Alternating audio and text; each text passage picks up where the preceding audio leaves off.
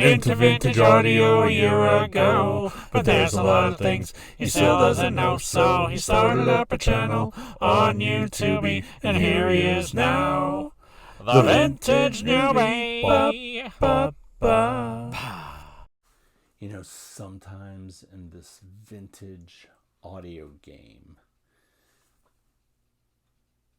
you find pieces of stereo equipment that are amazing. Like the STA-90. Sometimes you find pieces that are amazing.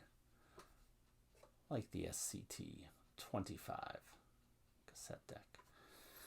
Sometimes you find pieces that might not be so amazing.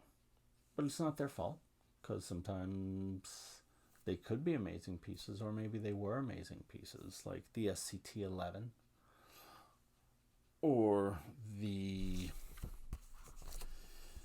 1987 Equalizer, which might have also been a good piece. But some of this stuff, I mean, it's 40 years old, 45 years old, so it's not going to work as well as it once did or was meant to. Which brings us to today's episode of the Vintage Newbie. That's me!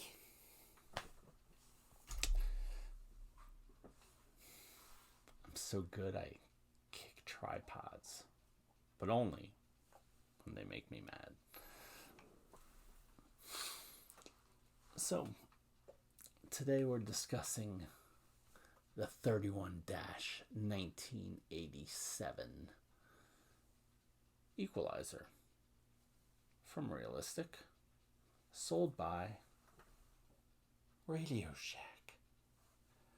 Proud sponsors of whatever they sold.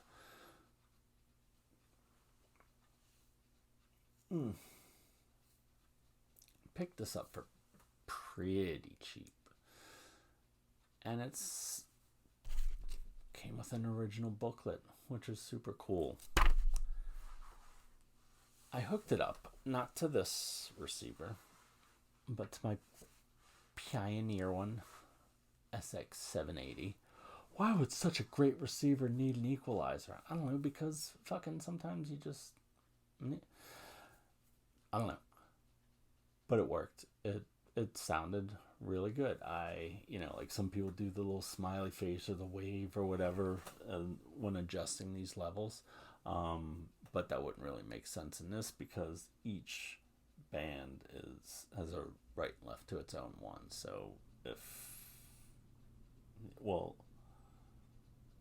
then actually it would make sense on this. Sorry. Little bit sleep deprivation going on because I'm pumping out a handful of videos in a row.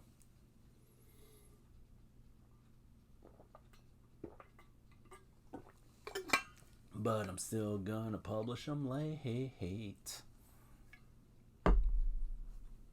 What are you gonna do? This show's free, right? So just minor baseline adjustments. It really brought out the sound of my Pioneer SX780 stereophonic receiver. Until it started cutting out the sound in the right speaker, and eventually it would come back on, but it was a really weird thing. And once I realized that's because I thought it was my receiver that was doing that, or I thought it was my speakers that were doing that. I had no idea that it was the equalizer that was doing that. And I had it hooked up correctly according to the instructions in the owner's manual.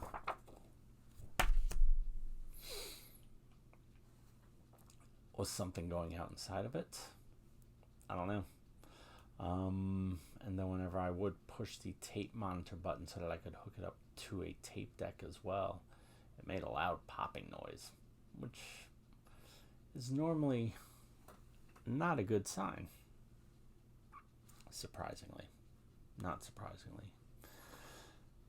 So yeah, I disconnected it, and then after a while, I mean, I kept it because it's it's a cool showpiece, display piece, especially when I've got an entire realistic stereo system going on. Well, minus the turntable and the speakers, but kind of got like a good realistic Radio Shack core going on there.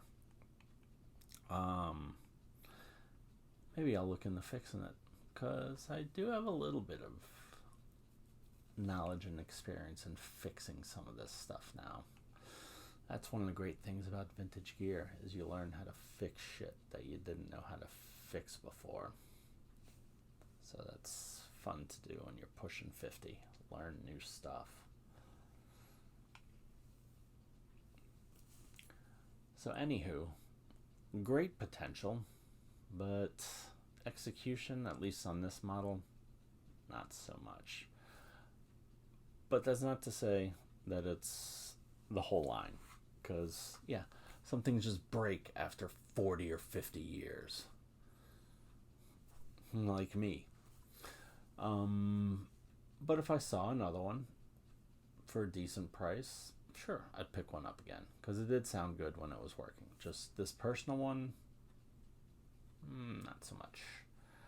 All right, well, that about does it for the realistic 31-1987 Equalizer. 5-band Equalizer? 10-band? I don't know.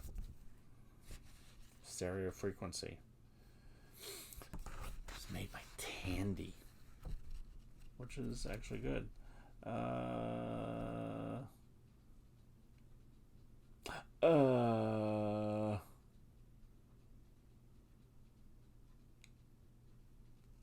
don't know. It's got a lot of numbers and stuff. I don't know the numbers. I just play things and move things around until it sounds cool. Because I'm just a regular guy.